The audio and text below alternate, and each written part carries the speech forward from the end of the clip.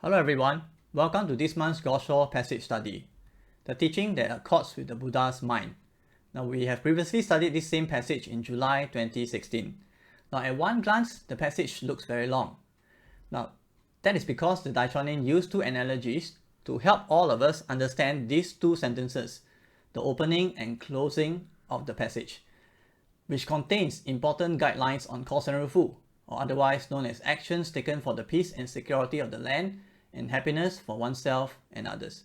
Now before we look at the guidelines, let's take a look at the examples first. Now the first one goes like this. It is like the case of a single flame, no bigger than the light of a firefly.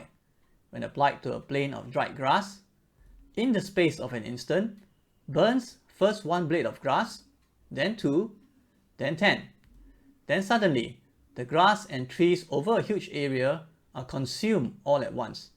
So we can see something that started very small can suddenly grow to become very big in a short span of time. Now the second example seems to be written for all of us in the present day.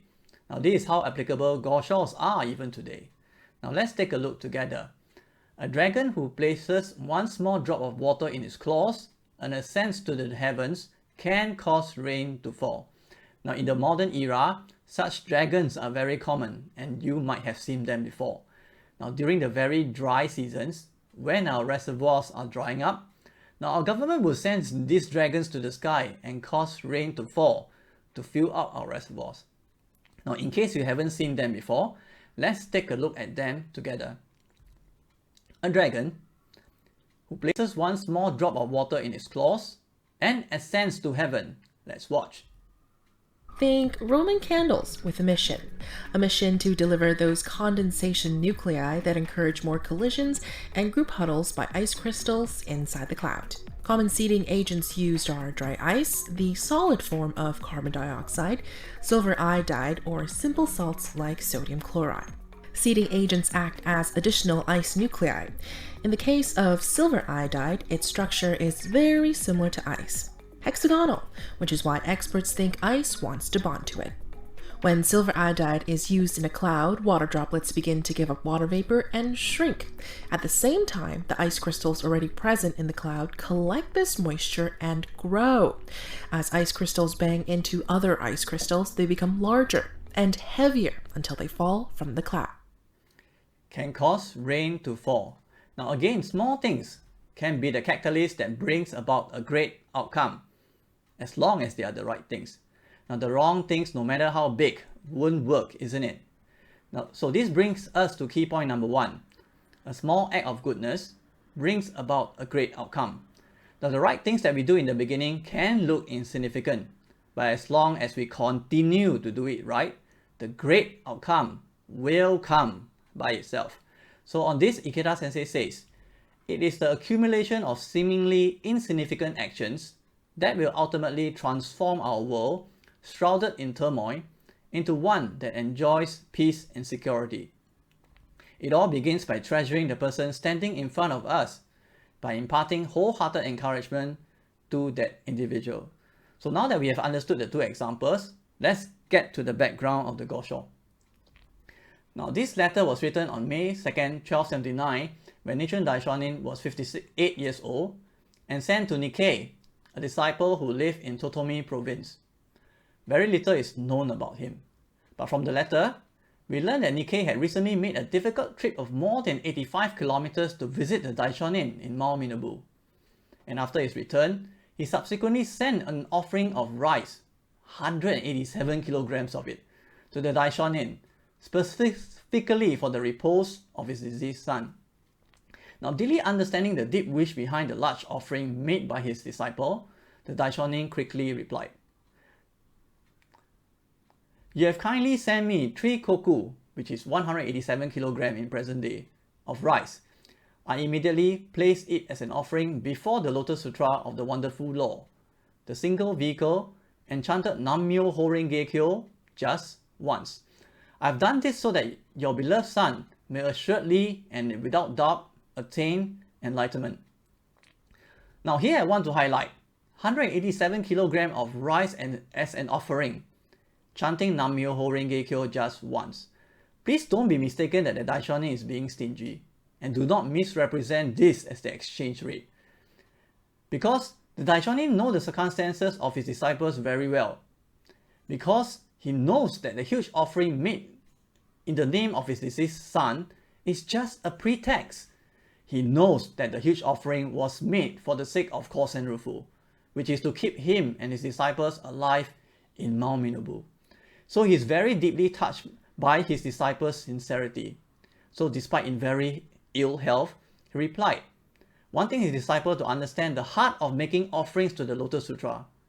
It is not just in the big things. So he wrote, the nature of cause and effect is like the relationship of flower to fruit. As an offering to the Lotus Sutra, even a small act of goodness produces benefits that are equal in magnitude to this. So one Daimoku chanted, one prayer offered, one action taken with the deepest sincerity can have the power to move the entire universe. Now this is what the Daishonin wanted his disciples and all of us here present today to know. We don't have to beat ourselves up thinking that there's nothing big we can offer for Kosen-rufu. All the Daishonin and Ikeda Sensei just told us, every small good act can bring about a great outcome. So what are the other kinds of offerings we can make? In Buddhism, there's this concept of the three kinds of offering. The offering of goods, the offering of the law, the offering of fearlessness. Now the offering of goods we have understand from the actions of Nikkei. Now what is the offering of law? On this, Ikeda Sensei says, the offering of the law means to awaken people to the truth that all human beings have unlimited potential, are inherently strong and wise, and always able to change their circumstances and society for the better. Further, it is to realize that attaining Buddhahood means to open forth and manifest this immeasurable potential that is inherent within our own lives, and that we can help others do the same at the same time.